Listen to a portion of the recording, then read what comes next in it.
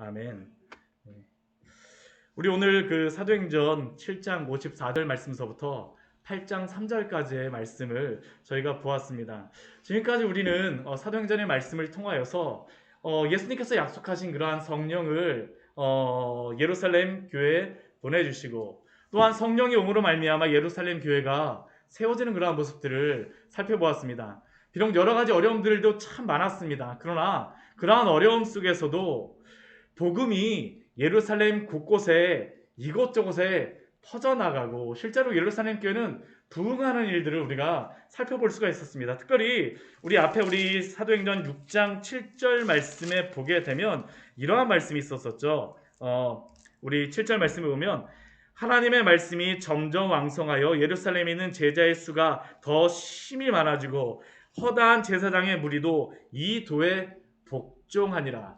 지금까지 예루살렘 교회에서는 많은 그 사람들이 믿고 돌아오긴 했었지만, 제사장들이 이렇게 허다한 그 제사장의 무리가 이도에 복종하였다는 것은 우리가 볼 수 없었는데, 허다한 제사장의 무리가 이도 복음에 복종하고 굴복하는 일이 일어났다라는 것은 예루살렘에 이제 하나님의 복음을 전함으로 말미암아 믿을 사람들이 이제 다 믿게 되었다라는 것을 우리가 알 수 있습니다.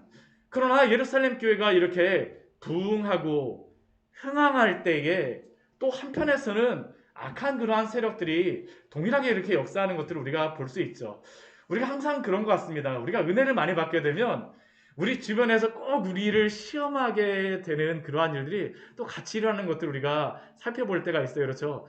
은혜가 있는 곳에 또 우리를 시험하게 하는 여러 가지 일들이 우리의 마음을 어렵게 하죠. 우리 오늘 이 사도행전 6장 7절 말씀 이후의 말씀에 보게 되면, 이제 바로 스데반 집사님에 대한 그러한 말씀이 나왔었는데, 이제 이 스데반 집사님의 그러한 설교와 또한 오늘 이제 스데반 집사님의 그 순교를 통하여서 예루살렘 교회에 큰 시험이 다가오는 것을 우리가 볼 수 있습니다. 우리가 지난 몇 주간 동안 우리가 스데반 집사님의 설교를 통하여서 아브라함으로 시작하여서 요셉과 모세와 다윗과 솔로몬의 시대를 거치면서 그 하나하나의 그러한 시대를 거치며 스데반 집사님은 성전을 모독하였던 그러한 사람이 자신이 아니고, 또한 율법을 회방하였던 사람이 자신이 아니라 바로 이 이스라엘 사람들, 유대의 그러한 종교 지도자들이 그들의 조상 때로부터 하나님의 그러한 권위를 인정하지 않고 모세의 권위를 부정하며 하나님을 모독하였던 것이 바로 그들이라는 것을 보여주었었죠. 증명하여 주었습니다. 특히 우리 지난주 우리 말씀에 보았던 것과 같이 우리 마지막 부분에서 스데반 집사님이 그들에게 하였던 그 말이 아주 뼈아픈 그러한 말씀이죠. 우리 7장 52절 우리 말씀 보게 되면 정말 그들이 이 말을 들었을 때, 너희 조상들이 선지자들의 누구를 박해하지 아니하였느냐,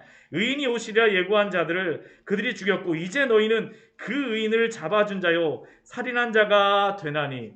그들은 적어도 자신은 그 복음에 대하여서 하나님의 말씀에 대하여서 박해하는 자가 아니라고 생각하였었는데, 스데반 집사는 그게 아니죠. 너희가 바로 그러한 사람들이라는 겁니다. 그러한 사람들이라는 것이에요.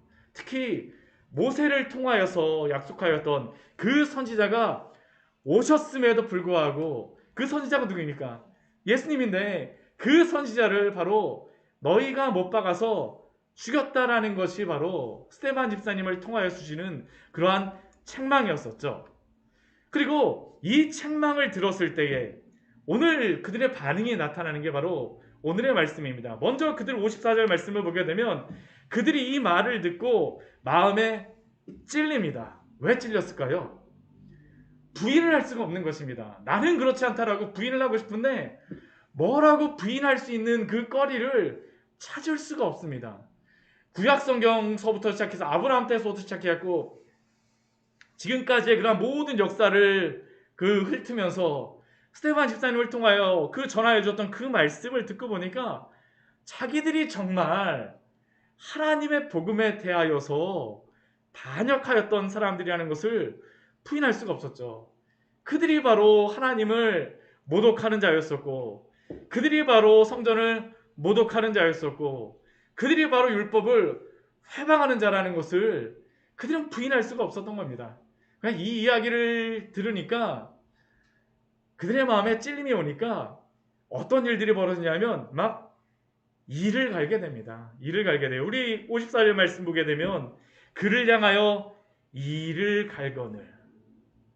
사실은 이러한 말씀 들었을 때에 원래 스데반 집사님을 통해서 이러한 말씀을 들었을 때에 그들이 마땅히 가져야 될 그러한 마음이 무엇이겠습니까? 겸손하게 회개함으로 돌아와야 되죠. 그런데 오늘 말씀을 보면 그렇지 않습니다. 우리가 복음이 전하여지는 곳에 항상 두 가지의 반응이 드러납니다. 그 복음을 기쁨으로 받아들이는 그러한 경우도 있지만 또 어떤 경우도 있을까요? 오늘 이러한 경우도 있는 것이죠. 그 마음에 찔리지만 그것이 나를 찌름으로 말미암아 찌르는 그 사람을 어떻게 하는 거예요? 미워하는 것이죠. 그 사람을 향하여서 오히려 그를 향하여서 적대적인 그러한 마음이 일어나는 겁니다. 그러니까 스데반 집사님을 향해서 지금 이를 갈고 있죠. 그런데 스데반 집사님이 이러한 것들을 보고 있는지 보지 않는지 지금 55절 말씀 보면 어떻습니까? 스데반이 성령이 충만하여서 하늘을 우러러 주목하여 하나님의 영광과 및 예수께서 하나님 우편에 서신 것을 보고, 참 성령에 충만한 사람들에게 나타나는 것이 바로 이러한 모습입니다. 우리가 성령에 충만한지 안 한지 나타나는 게 바로 이것을 통해서 알 수 있어요. 그게 뭐냐면 우리가 성령에 충만하다라고 하면 하나님과 그의 영광을 보며 예수 그리스도의 그러한 영광을 우리가 따르게 됩니다. 근데 우리가 성령에 충만하지 않으면 어떨까요? 세상의 것이 보이죠. 세상의 것이 보이는 겁니다.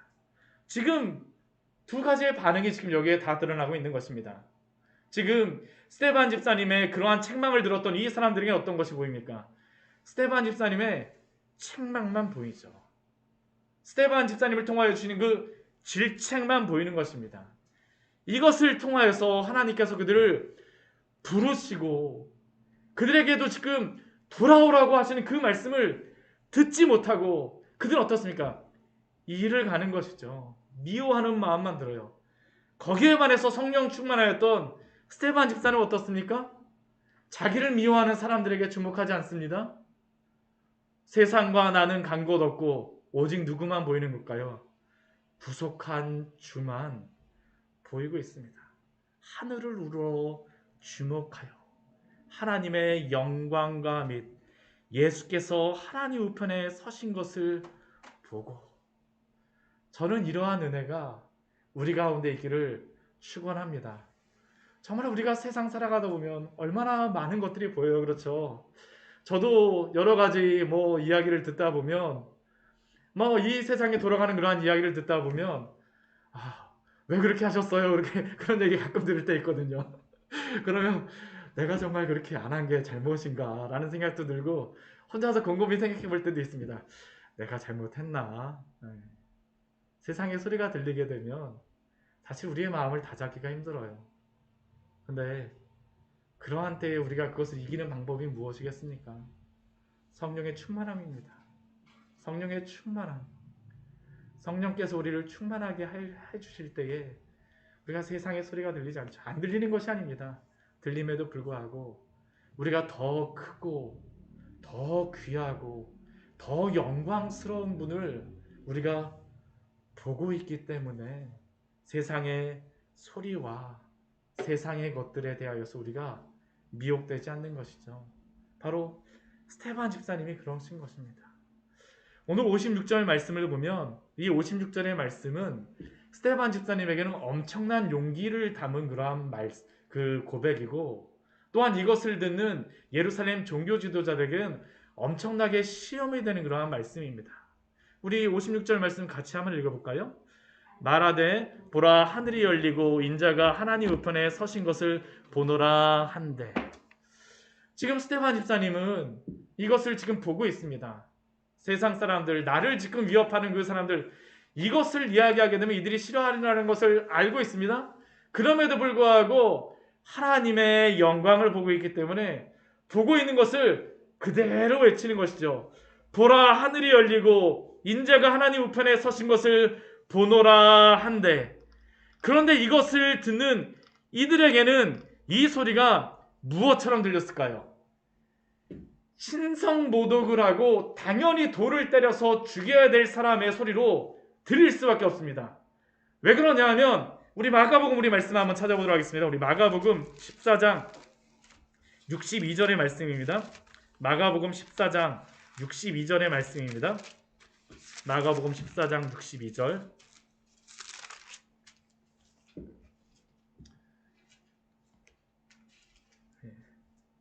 같이 읽겠습니다. 예수께서 이르시되 내가 크니라 인자가 권능자의 우편에 앉은 것과 하늘 구름을 타고 오는 것을 너희가 보리라 하시니, 지금 이 말씀을 예수님께서 하시는 겁니다. 어디에서 말씀하시는 거냐면 지금 스데반 집사님이 예루살렘 공회 앞에서 말하는 것과 같이 예루살렘 대제사장들과 또한 공회 앞에서 바로 그들입니다. 그들 앞에서 말하였던 것이 바로 62절 말씀이시세요. 근데 무엇을 말합니까? 인자가 권능자의 우편에 앉은 것과 하늘 구름을 타고 오는 것을 너희가 보리라. 이것이 왜 중요하냐 하면 이 질문을 하는 그 이유가 있습니다. 우리 61절 말씀을 보게 되면 그 대제사장과 이 예루살렘 공회 사람들이 예수님을 십자가에 못 박아서 죽이고 싶어요. 그런데 죽이려면 방법은 무엇이냐면 죄를 찾아내야 되는데 마땅히 찾을 수가 없습니다. 성전모독죄로는 지금 잡을 수가 없고 율법 해방죄로도 지금 잡을 수가 없습니다. 그런데 그들이 질문하였던 것이 무엇이냐 하면 61절 말씀이죠. 예수님이 침묵하시고 아무 대답도 안 하시지만 대제사장이 예수님께 질문합니다. 무엇이라고 질문합니까?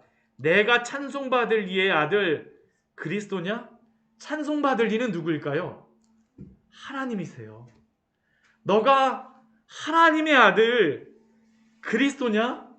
너가 성경의 약속대로 온 그리스도냐? 근데 다른 때에는 침묵으로 일관하셨던 그 예수님께서 유독 여기에만 한마디 하세요. 뭐라고 말씀하십니까? 내가 그니라. 내가 그니라라는 것은 바로 예수님이 하나님의 아들이라는 것이죠. 그리고 이것은 예수님이 하나님이라는 것을 의미합니다. 이것은 그들에게 그 어떤 것보다도 신성모독의 증거였습니다. 잘 걸렸어. 너 이것이면 이제 죽어도 돼. 이들은 이것으로써 예수님을 십자가에 못 박은 것입니다. 내가 그니라. 그리고 그니라라고 하면서 예수님께서 증명으로서 말씀하시는 것이 무엇입니까? 인자가 권능자의 우편에 앉은 것과 하늘 구름을 타고 오는 것을 너희가 보리라. 이것은 다니엘서의 말씀을, 다니엘서 7장의 말씀을 인용하는 것이죠. 그것뿐만 아니라 지금 이 말씀 다니엘서 7장을 예수님이 인용하시면서 자신이 바로 하나님의 아들이라는 것을 증명한 겁니다. 그런데 오늘 7장 56절 사도행전 말씀에서 지금 스데반 집사님이 이들에게 뭐라고 이야기하고 있습니까? 보라 하늘이 열리고 인자가 하나님 우편에 서신 것을 보노라. 지금 이들은 이 인자가 누구라는 것을 알고 있을까요? 예수님이라는 것을 알고 있어요.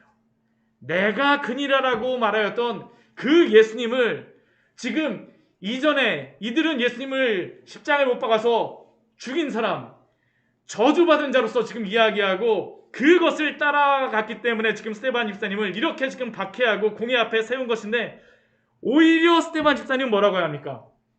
너희가 십자가에 못 박아 죽인 그 예수 그리스도가 지금 하나님 우편에 서신 것을 보노라라고 지금 고백하고 있는 것이죠. 이것은 아무나 할 수 없는 고백입니다. 예수 그리스도가 바로 참된 하나님의 아들이심을 고백하는 성도만이 할 수 있는 고백이죠. 할 수 있는 고백이에요. 우리는 예수님에 대하여서 어떤 고백을 가지고 살아가고 있습니까? 어떠한 고백을 가지고 살아가고 있습니까? 우리는 우리의 이익에 조금만 손해가 되고 우리에게 조금만 무엇인가 방해가 되는다라고 하면 혹시 예수님을 부인할 때가 있지 않나요?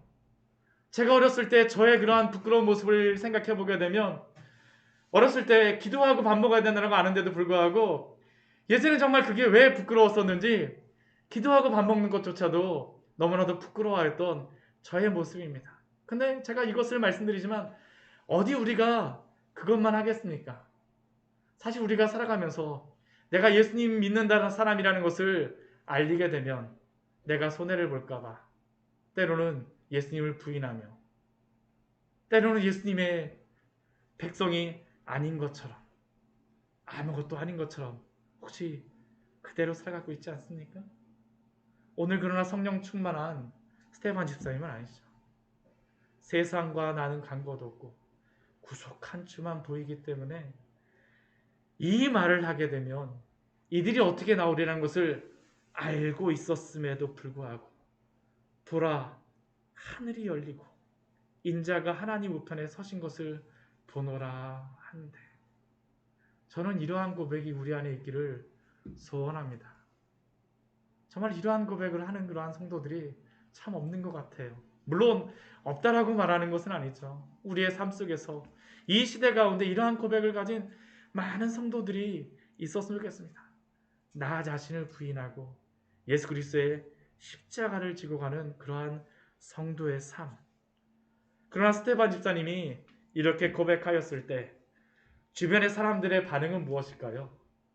오늘 57절 말씀을 보게 되면 이 소리를 듣는 것이 너무나도 싫습니다. 57절 말씀 한번 보세요. 보라 하늘이 열리고 인자가 하나님 우편에 서신 것을 보노라 하는데 이들은 지금 어떻게 하는 겁니까? 아 하는 겁니다. 듣기 싫어갖고 어렸을 때 우리 이런 장난 하지 않습니까? 옆에서 막 하게 되면 아 하면서 막 비하면서 지금 이들이 이러는 것이죠. 얼마나 듣기가 싫었으면 큰 소리를 지르며 귀를 막고 일제히 그에게 달려들어. 그들은 지금 예수님을 십자가에 못 박았던 그 신성모독의 동일한 죄로 이 스테반 집사님에게 달려들고 있는 것입니다. 달려들고 있어요. 그래서 그가 어떻게 합니까? 스테반 집사님을 성 밖으로 내치죠. 그리고 돌로 치게 되어집니다. 우리는 예수님의 증인이라고 이야기합니다. 예수님의 증인이라고 이야기를 해요. 우리가 어디까지 예수님의 증인으로 살아가야 되겠습니까? 우리 누가복음 12장 8절 말씀을 보면 이렇게 예수님께서 말씀하시죠. 우리 말씀 같이 한번 찾아보도록 할까요? 누가복음 12장 8절의 말씀입니다. 누가복음 12장 8절의 말씀입니다.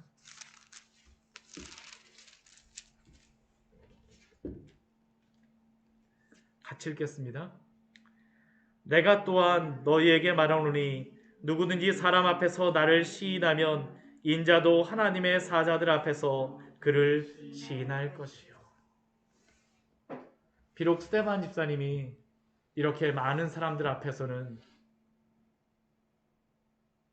그 소리 하나조차도 그들에게 전하지 않았지만 이것을 들으셨던 분이 누구일까요? 예수님이 들으셨습니다. 예수님이 들으셨어요. 사람 앞에서 나를 시인하면 인자도 하나님의 사자들 앞에서 그를 시인할 것이요. 오늘 말씀을 보게 되면 예수님이 스테반 집사님을 맞아주시는 그러한 것을 분명히 알 수 있는 그 단어가 한 단어가 있습니다. 그게 무엇이냐면 우리 55절 말씀 우리 뒷부분에 보게 되면 예수님께서 하나님 우편에 서신 것을 보고라고 말하고요. 우리 또 56절 말씀에도 보면 하나님 우편에 서신 것을 보노라라고 말씀하고 있습니다.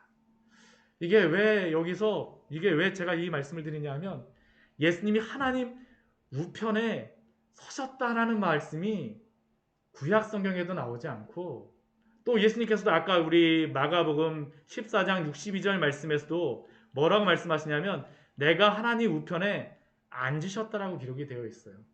예수님이 서 계시지 않습니다. 그런데 왜 여기 서서 지금 그 모습을 보여주실까요? 맞아주시는 겁니다. 맞아주세요. 세상의 사람들은 이해하지 못하고, 세상의 사람들은 돌로 치고, 세상의 사람들은 성 밖으로 내치고, 세상의 사람들은 큰 소리를 지르고, 세상의 사람들은 길을 막고, 세상의 사람들은 일제히 그에게 달려들지만, 그러나 예수님께서 두 팔 벌려서 맞아주시는 것입니다. 이게 바로 끝까지 믿음을 지킨 자들에게 주시는 예수님의 선물인 줄 믿습니다. 이것보다 우리에게 더 큰 소망이 무엇이 있을까요?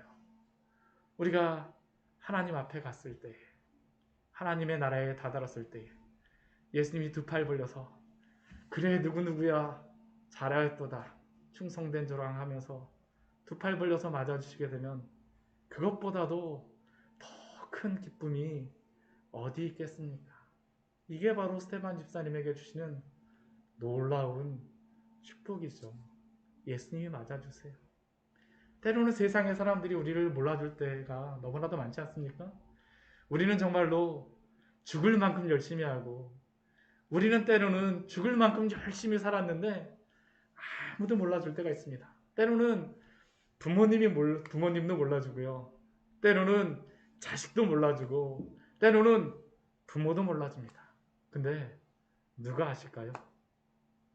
예수님이 아십니다. 예수님이 아세요. 잘하였도다 충성된 자가. 오늘 이렇게 박해받고 돌에 맞아 죽지만, 그러나 예수님께서 스테반 집사님을 두 팔 벌려서 맞으시는 줄 믿습니다. 또한 우리에게 이러한 약속이 있는 줄 믿습니다. 정말 이게 우리의 소망이죠. 우리의 소망 아닙니까? 그리고 이렇게 스테반 집사님을 성 밖에 내어서 돌을 칠 때에 스테반 집사님의 두 마디의 말이 있습니다. 우리 59절의 말씀이죠. 우리 59절 말씀. 스테반이 부르짖어 이르되, 같이 한번 읽을까요? 주 예수여 내 영혼을 받으시옵소서. 무릎을 꿇고 크게 불러 이르되, 같이 읽겠습니다. 주여 이 죄를 그들에게 돌리지 마옵소서. 이 두 마디의 말은 모두 예수님이 하셨던 그러한 말씀입니다. 누가복음 말씀에 나와 있는 그러한 말씀이죠.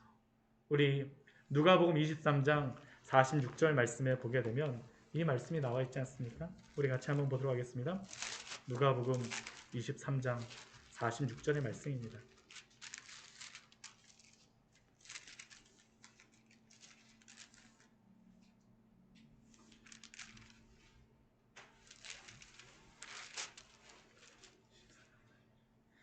같이 한번 읽도록 하겠습니다. 예수께서 큰 소리로 불러 이르시되, 아버지 내 영혼을 아버지 손에 부탁하니이다 하고 이 말씀을 하신 후 숨지시니라. 예수님께서는 자신의 영혼을 하나님 아버지께 의탁하심으로 마지막 숨지셨는데, 스테반 집사는 어떻습니까? 예수님께 그 영혼을 맡겼죠. 주 예수여 내 영혼을 받으시옵소서. 예수님이 받아주시는 것입니다. 스테반 집사는 이것을 보고 있는 것이에요. 두 팔 벌려서 지금 맞아주시는 것을 보고 있는 것입니다. 주 예수여 내 영혼을 받으시옵소서. 그리고 또한 60절 말씀에서 주여 이 죄를 그들에게 돌리지 마옵소서라고 하는 것은 우리 그 누가복음 23장 34절 동일한 장의 34절 말씀에 또 십자가에 달렸을 때 예수님께서 이렇게 말씀하시지 않습니까? 우리 누가복음 23장 34절입니다. 같이 읽겠습니다. 이에 예수께서 이르시되 아버지 저들을 사하여 주옵소서 자기들이 하는 것을 알지 못함이니이다 하시더라. 예수님이 지금도 말씀하셨던 그 말씀 그대로 스테반 집사님은 그대로 말씀하시는 겁니다. 믿는 성도의 삶이 바로 이것 아니겠습니까? 우리가 세상의 많은 다른 길들을 따라간다고 하지만 결국에 성도의 길을 간다라는 것은 예수님이 가셨던 그 길을 따라가는 것입니다.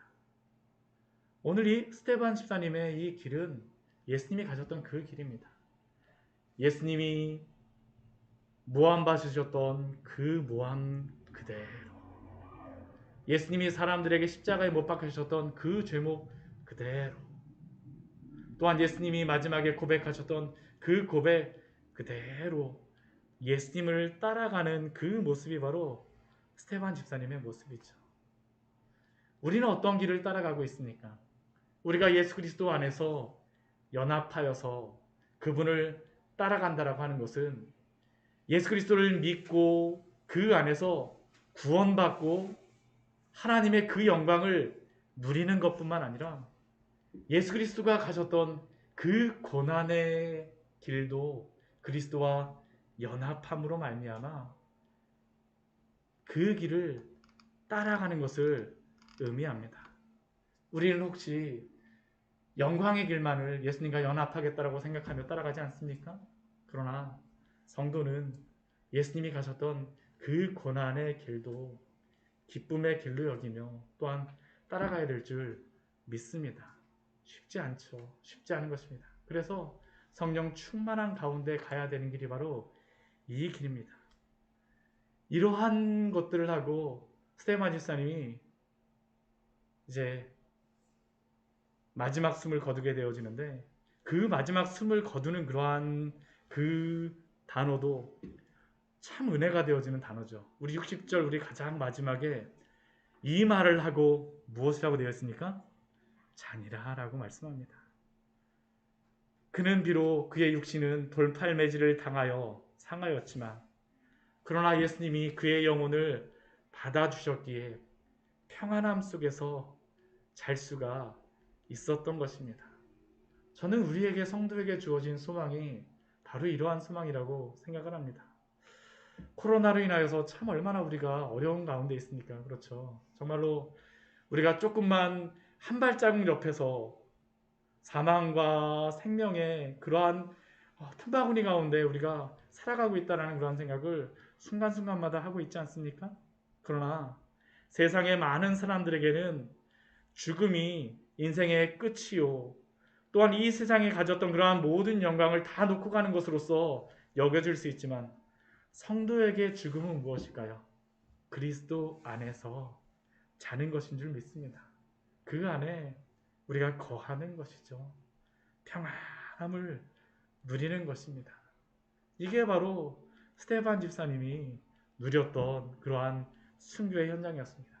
비록 사람이 보기에는 참혹하고 아무것도 이루지 않은 것 같이 보인다 할지라도 예수님이 스데반 집사님을 이해하시고 또한 그를 맞아주셨기에 그리스도 안에서 자는 성도의 모습으로 또한 하나님 나라에 이르렀어요.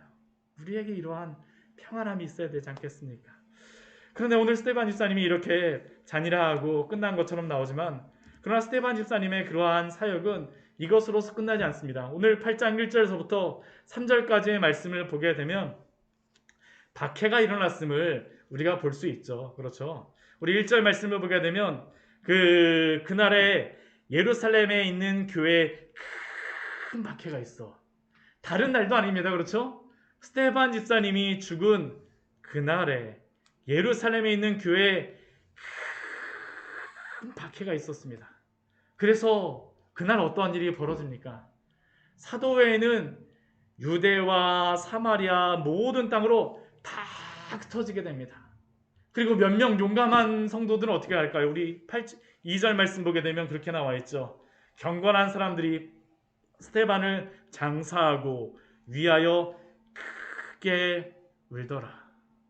지금 이렇게 스데반 집사님을 장사하는 이 자리는 어떠한 분위기였을까요? 굉장히 좀 마음이 아픈 자리였을 것 같습니다. 그렇죠? 굉장히 마음이 아프고 또한 예루살렘 교회에 닥치고 있는 큰 위기와 또한 핍박 가운데에서 이 교회가 어떻게 될지 정말로 두려운 상황이죠. 두려운 상황입니다. 더군다나 이 일을 진두지휘하고 있는 그 사람이 누구로 나오고 있습니까?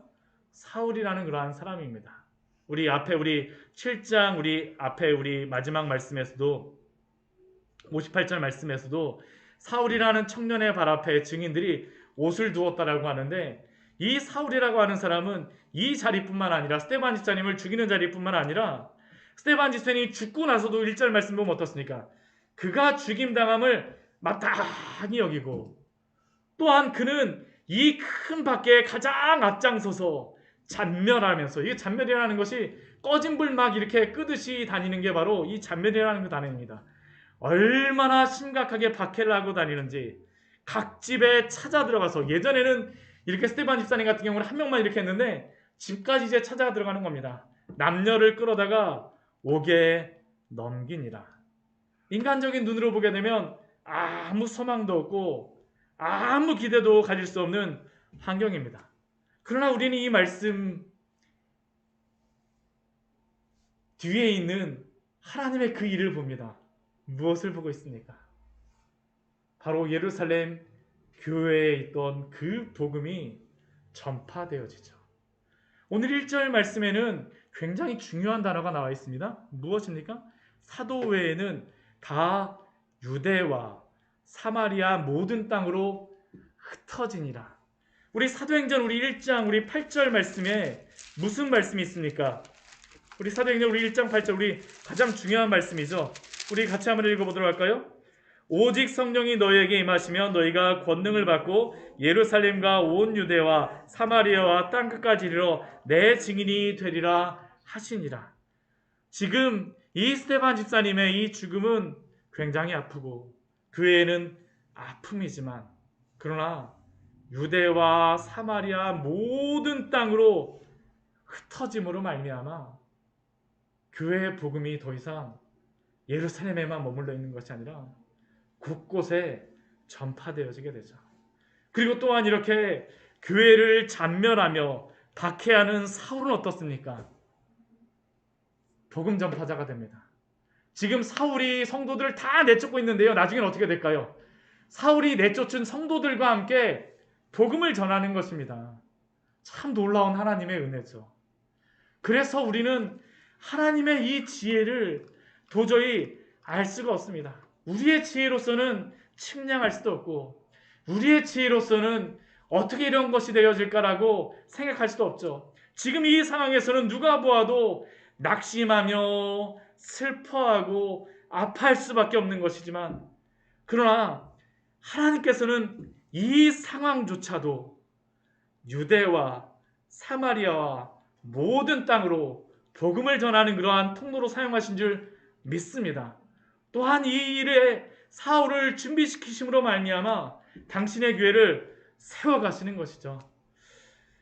저는 오늘 로마서 11장 33절 말씀 한 구절만 읽고 오늘 말씀을 마치고 싶습니다. 하나님의 지혜 얼마나 큰 지혜입니까? 하나님의 그러한 능력 우리는 알 수가 없습니다. 우리의 그러한 상황에서는 알 수도 없고 깨달을 수도 없지만, 그러나 하나님은 사도 바울에게 이렇게 고백하게 하시죠.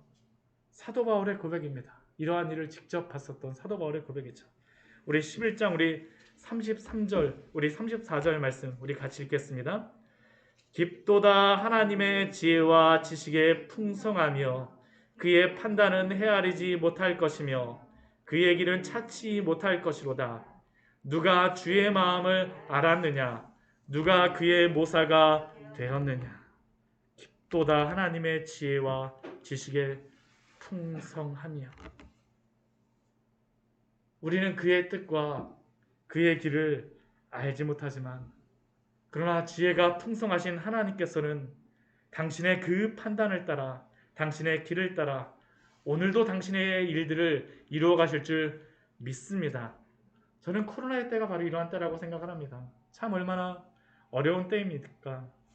참 많은 어려움이 있고 교회도 어려운 가운데에 많이 처한 교회들이 있고, 그러나 이 코로나를 통하여서 하나님께서 지금도 우리에게 말씀하고 있는 분명한 뜻이 있지 않겠습니까?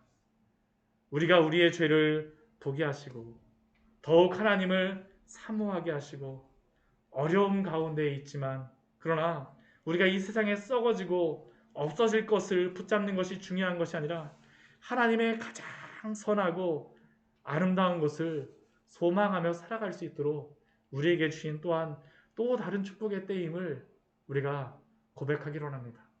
하나님이 오늘도 일하고 계십니다.